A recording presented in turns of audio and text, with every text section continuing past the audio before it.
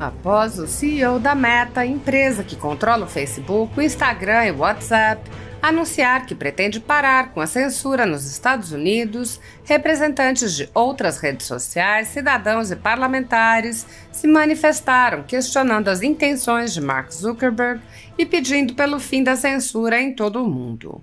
O fundador do Telegram, Pavel Durov, afirmou: "Tenho orgulho porque o Telegram apoiou e defendeu a liberdade de expressão desde muito antes de isso se tornar politicamente seguro. Nossos valores não dependem dos ciclos eleitorais americanos. Hoje, outras plataformas estão anunciando que a partir de agora terão menos censura, mas o verdadeiro teste dos seus valores recém-descobertos virá quando os ventos políticos mudarem novamente. É fácil dizer que defende alguma coisa quando não se está arriscando nada." O CEO do Rumble, Chris Pavlovski, respondeu: "Muito bem colocado. O Rumble e o Telegram foram os únicos que defenderam a liberdade de expressão quando fazer isso era extremamente difícil." Ele citou Durov: "É fácil dizer que defende alguma coisa quando não se está arriscando nada." As duas plataformas foram brutalmente censuradas no Brasil, ao ponto do Rumble abandonar suas atividades no país. O Telegram aceitou a tarefa de censurar brasileiros para continuar funcionando.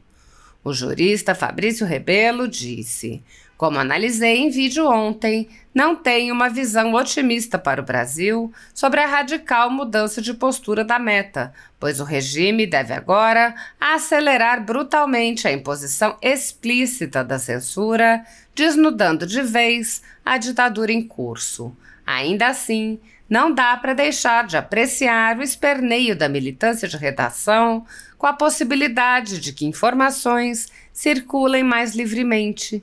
É uma confissão explícita de que não sobrevivem sem controlar o que chega ao público." O deputado Anderson Moraes expôs: "Para melhorar a compreensão geral, na minha humilde visão e de acordo com o discurso do Zuckerberg. 1. Esquerda chegou ao poder e aplicou a censura nas redes sociais, matematizando à esquerda o funcionamento dos algoritmos, alegando defesa de minorias, democracia, contradição, etc. 2. O povo viu que era mentira e que queriam, na verdade, impor sua política goela abaixo, o avesso da democracia. Viu que sua liberdade estava tolhida e contas foram até bloqueadas sob o jargão de fake news. Meta perdeu dinheiro, identidade, credibilidade, etc. O povo viu que errou e voltou com Trump. A Meta anunciou mudança, o que era antes da esquerda chegar ao poder, considerando a insatisfação generalizada e o governo livre de Trump. A esquerda mundial reclamando porque quer continuar impondo suas narrativas democraticamente, entre aspas, porque querem a hegemonia." O deputado Capitão Alberto Neto disse: "Contra a censura. A Meta, controladora do Facebook e Instagram, anunciou nesta terça-feira o fim do programa de verificação de fatos e a suspensão das restrições a publicações em suas plataformas."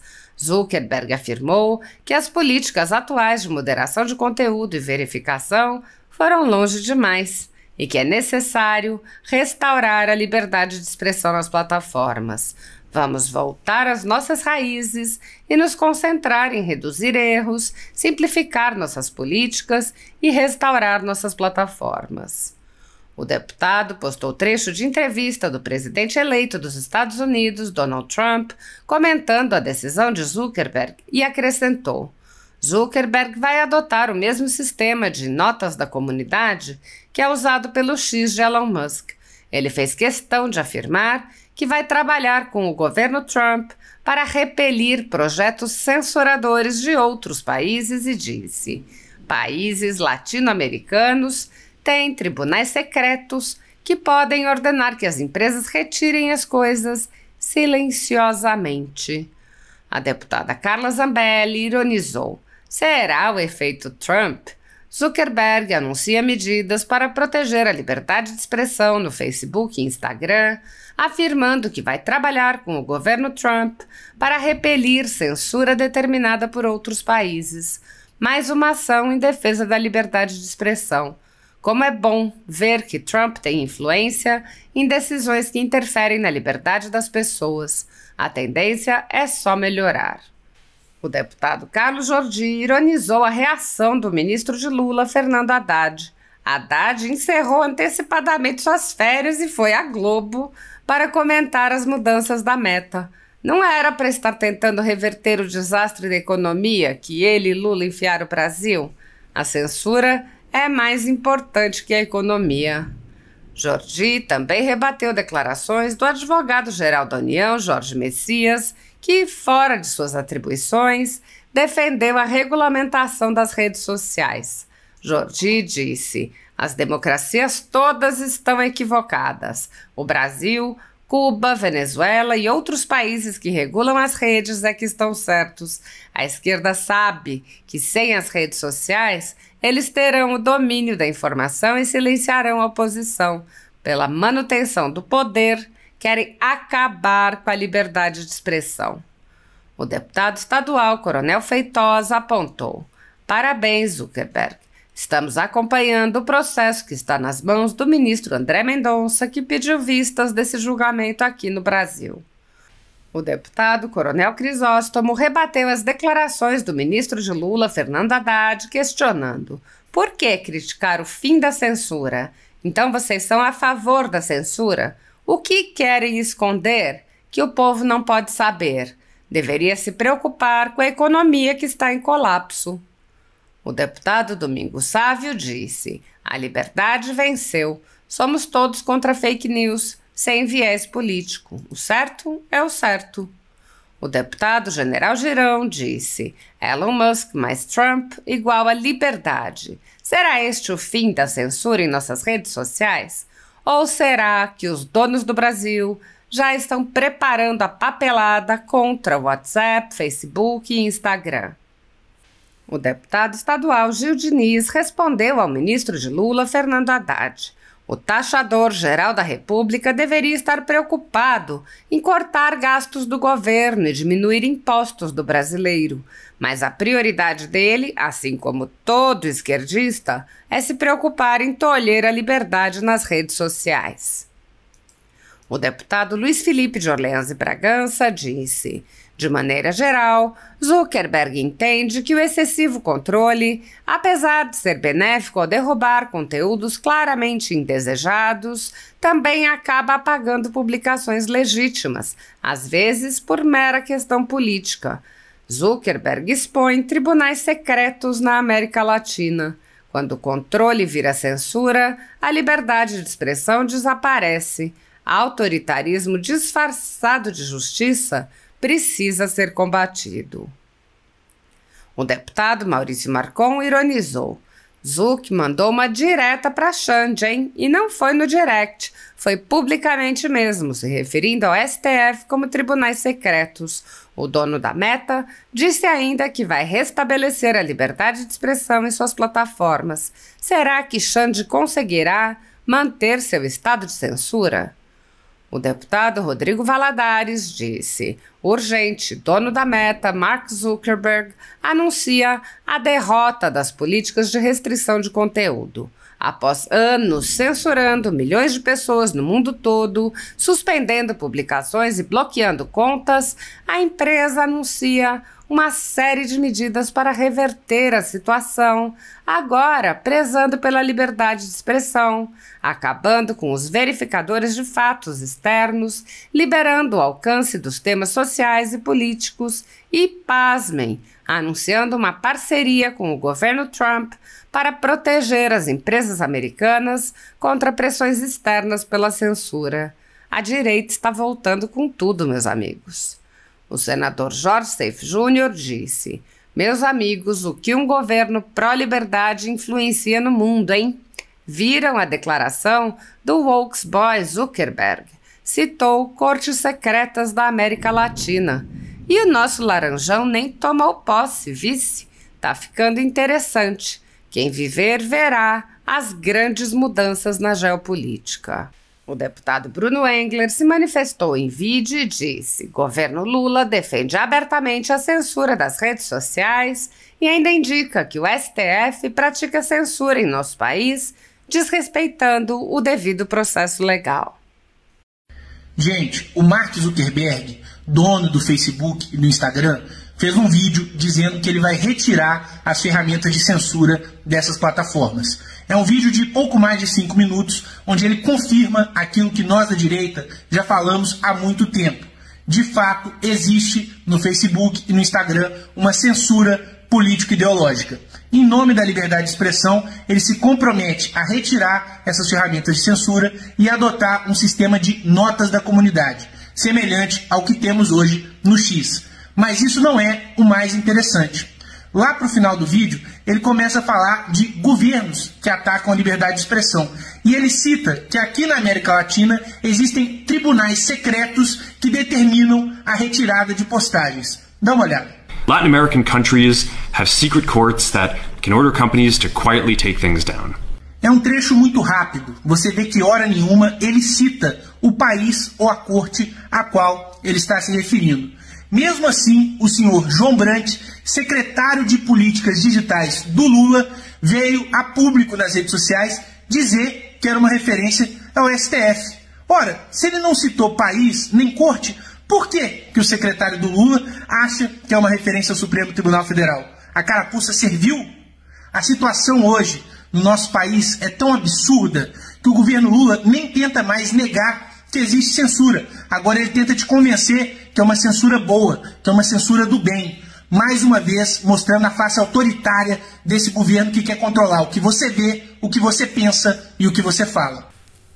Na conjuntura jurídica atual do Brasil, muitas pessoas estão sendo tratadas como subcidadãos e subhumanos, sendo perseguidas implacavelmente por medidas judiciais invasivas e arbitrárias, sem direito razoável ao contraditório, à ampla defesa, pelo simples motivo de terem manifestado apoio ao ex-presidente Jair Bolsonaro. Por expressarem suas opiniões, são alvo de CPIs, de inquéritos secretos conduzidos pelo ministro Alexandre de Moraes no Supremo Tribunal Federal, ou são vítimas de medidas arbitrárias como prisões políticas, apreensão de bens, exposição indevida de dados, entre outras. O ex-presidente Jair Bolsonaro chegou a advertir em um pronunciamento para uma manifestação da subprocuradora Lindora Araújo, da Procuradoria-Geral da República, que denunciou o uso da técnica da Fishing Expedition por parte do ministro Alexandre de Moraes. A técnica é comum nos inquéritos conduzidos por Moraes contra adversários políticos, jornais independentes e cidadãos que se expressam de maneira crítica contra a conduta de ministros da Suprema Corte. Neste modus operandi, o investigador promove uma devassa em pessoas escolhidas por ele para procurar algum indício, algum motivo para acusação, em contrariedade ao preconizado pelo direito que deveria investigar fatos.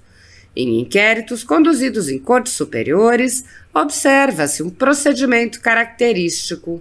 Matérias da velha imprensa atribuem um rótulo ou marca a um grupo de pessoas e isso é tido como suficiente para quebras de sigilos, interrogatórios, buscas e apreensões, prisões e confiscos. As matérias e depoimentos de pessoas suspeitas são aceitos sem questionamento e servem de base para medidas cautelares contra as pessoas marcadas. Após promover uma devassa nas pessoas e empresas, no que é conhecido como Fishing Expedition, os dados são vazados para a velha imprensa, que então promove um assassinato de reputações que dá causa a novas medidas abusivas. Conforme vários senadores já notaram, os procedimentos são comumente dirigidos aos veículos de imprensa independentes em evidente tentativa de eliminar a concorrência,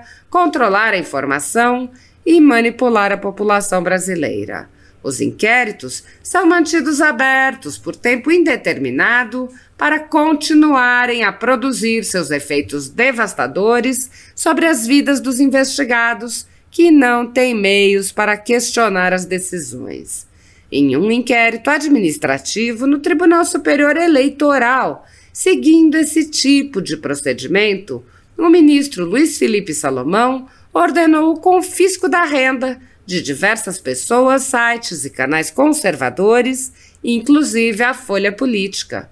A decisão recebeu elogios dos ministros Luiz Roberto Barroso, Alexandre de Moraes e Edson Fachin, e o inquérito passa de corregedor em corregedor, enquanto a renda do trabalho de famílias e empresas permanece confiscada sem base legal. Após o ministro Luiz Felipe Salomão, já foram relatores do inquérito os ministros Mauro Campbell Marques, Benedito Gonçalves e Raul Araújo, e a atual relatora é a ministra Isabel Galotti. A decisão não discrimina os conteúdos e atinge a totalidade da renda dos sites, com o objetivo de levar ao fechamento dos veículos por impossibilidade de gerar renda. Todos os rendimentos de mais de 20 meses de trabalho são retidos sem qualquer base legal. Se você apoia o trabalho da Folha Política e pode ajudar, doe qualquer valor à empresa Raposo Fernandes através do Pix, utilizando o QR Code que está visível na tela ou o código ajude@folhapolitica.org. Caso prefira, há a opção de transferência bancária para a conta da empresa Raposo Fernandes, disponível na descrição deste vídeo e no comentário fixado no topo. Há mais de 10 anos, a Folha Política vem mostrando os fatos da política brasileira e dando voz a pessoas que o cartel midiático quer calar. Pix ajude@folhapolitica.org.